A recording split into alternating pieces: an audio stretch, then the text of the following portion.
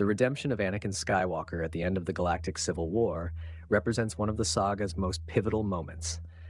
But this final act of salvation came at a catastrophic cost, a galaxy ravaged by decades of conflict and the near-total annihilation of the Jedi Order. For the man who facilitated this redemption, his son, Luke Skywalker, the victory was profoundly incomplete. As a seasoned Jedi Master tasked with rebuilding an institution from its ashes, he was critically isolated, with no masters left to guide him. His path was a lonely one, defined by the search for what was lost. But what if the Force itself provided an opportunity to rectify the Order's greatest failure, at its source? Today, we will analyze the critical junctures and cascading consequences of a hypothetical scenario. What if a fully realized Jedi Master, Luke Skywalker, was sent back in time to the events of Revenge of the Sith? Our point of divergence begins not in battle, but in meditation. On the ancient Jedi world of Tython, Luke Skywalker seeks to understand the esoteric nature of the Force. He is not merely seeking knowledge. He is searching for a way to rewrite the galaxy's most tragic outcome. His focus on his father, Anakin, and his belief that he deserved a true second chance leads him to touch upon concepts at the very fringe of Jedi understanding, most notably, the world between worlds. It is this act that serves as the catalyst. The fabric of time and space distorts, and Luke is violently displaced. He arrives not in a place of quiet contemplation, but in the heart of a war zone. The scent of ozone and burning durasteel is overwhelming. This is Coruscant, during its final desperate battle. In this new reality, Luke Skywalker materializes in the upper levels of the city, amidst the chaos of the Battle of Coruscant. The sheer scale of the conflict is staggering, but it is a familiar environment for a veteran of the Galactic Civil War. This is not the naive farm boy from Tatooine. This is a warrior and a Jedi Master. His first action is not one of confusion, but of instinct, refined by decades of experience. He ignites his green lightsaber to defend a transport of civilians from separatist battle droids. His intervention is a display of power and precision far beyond the norms of this era. His movements are fluid, and his command of the Force is absolute, dispatching an entire droid squad with a single powerful push. It is in this moment that two critical presences in the Force make themselves known. The first is a maelstrom of light and dark, a familial nexus of power and conflict. Anakin Skywalker, still aboard the crashing Invisible Hand. The second is a softer but equally determined light. Padme Amidala, his mother, caught in the crossfire on the ground. Here, Luke makes a pivotal decision. His strategic objective is not just to win a battle, but to prevent a future. He understands that saving his mother is the first necessary step. He carves a path to her, secures her evacuation, and in doing so earns the trust of a key political figure, while demonstrating his benevolent intent. Padme, though startled by this unknown Jedi's immense power, senses an authority and kindness that transcends the moment. This single act of protection fundamentally alters the emotional landscape for the events to come. With his mother safe, Luke can turn his focus to the far more complex problem, his father.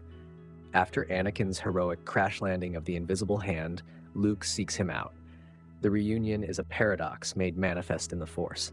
As Luke approaches, the connection between them is so powerful, so undeniable, that it registers as a shock to both. For Anakin, this stranger feels ancient and impossibly familiar. For Luke, the emotional weight of seeing his father as a hero before his fall is immense. In a moment of unguarded honesty, a single word escapes him: Father. This word is the true inciting incident of our new timeline. It triggers a cascade of visions in Anakin's mind, flashes of fire, darkness, and a future of pain that mirrors his deepest nightmares. The prophecies of his dreams about Padme suddenly feel terrifyingly real. "I will do such terrible things," Anakin stammers, shaken to his core. Luke's response is not one of judgment, but of purpose. "Then that is why I am here," he replies. "To stop you." Luke understands that a direct confrontation with Palpatine would be a profound misjudgment. The Jedi Council of this era is arrogant, blinded by the dark side, and would not trust an unknown Jedi. He must first build credibility. His first strategic move is to provide the Council with actionable intelligence that only a time traveler could possess: the precise location of General Grievous on Utapau. While this information is met with suspicion, particularly from Mace Windu, Master Yoda senses the immense weight of the Force behind Luke's words. They agree to act, which affords Luke the one thing he needs: time. With this time, he focuses on Anakin. His approach is fundamentally different from that of the prequel-era Jedi. He does not lecture Anakin about suppressing his attachments. Instead, he speaks to him as an equal, a warrior who understands the temptation of the dark side. He guides Anakin through meditations designed not to bury his fear for Padme, but to confront it and transform it. He teaches Anakin to draw strength from love, framing it not as a vulnerability, but as a shield. "I know this fear," Luke tells him, his own history coloring his words. "It's a weapon our enemies use against us, but love, real love, is a shield." For the first time, Anakin feels understood, not judged. This empathetic mentorship begins to heal the spiritual wounds that Palpatine has been so carefully inflicting. With his credibility tentatively established by Obi-Wan's success on Utapau, Luke makes his final move. He requests an urgent private audience with Yoda and Mace Windu.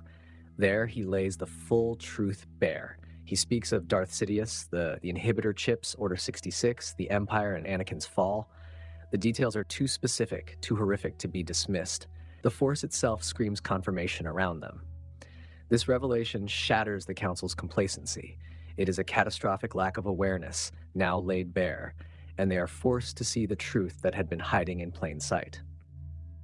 The climax of this alternate reality centers on the confrontation with the Chancellor. This is not the ill-fated mission from the canon timeline.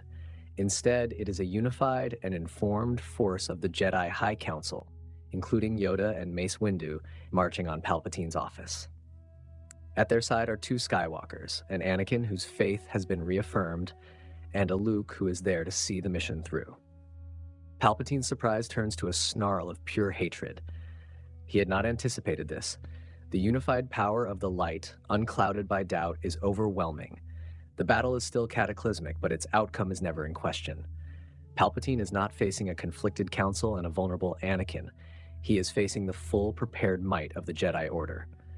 Anakin, no longer tempted by the false promise of saving Padme, stands firm, deflecting Sith lightning alongside Yoda. Luke fights with the power and grace of a Grand Master. Together, they corner and subdue the Sith Lord. There is no opportunity to issue Order 66. There is no moment of betrayal. There is only the arrest of Sheev Palpatine for treason. The consequences of this single action ripple across the galaxy. Palpatine's exposure leads to the swift collapse of the Separatist leadership and the end of the Clone Wars. The inhibitor chips are discovered and deactivated. The Jedi Purge never happens. The Jedi Order, though humbled by how close it came to ruin, survives. This act of accountability is what truly saves the galaxy. For Anakin Skywalker, the effect is immeasurable.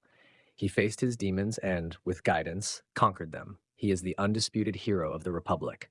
The catalyst for Padme's death, Anakin's fall, has been removed. She survives to help shape the Reformed Republic and raise her children, a possibility that now becomes reality.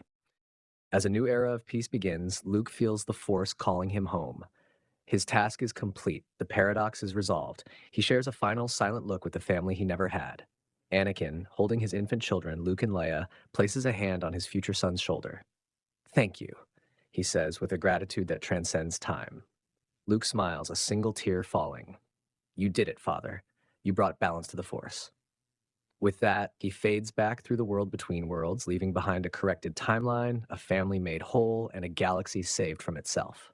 The decision to expel Ahsoka Tano was a symptom of a deeper rot, but Anakin's fall was the disease itself. By traveling back and providing the guidance the Jedi Order failed to, Luke Skywalker didn't just save a single man. He corrected the trajectory of the entire galaxy. He reinforced his father's wavering faith and denied Palpatine his most effective weapon, Anakin's isolation. Saving Anakin saved the galaxy. But that's just one possible timeline. What do you think? How would the galaxy have developed with a living Jedi Council and the Skywalker family as its ultimate guardians? Was Anakin's fall truly preventable, or would another crisis have emerged? Let me know your theories in the comments below.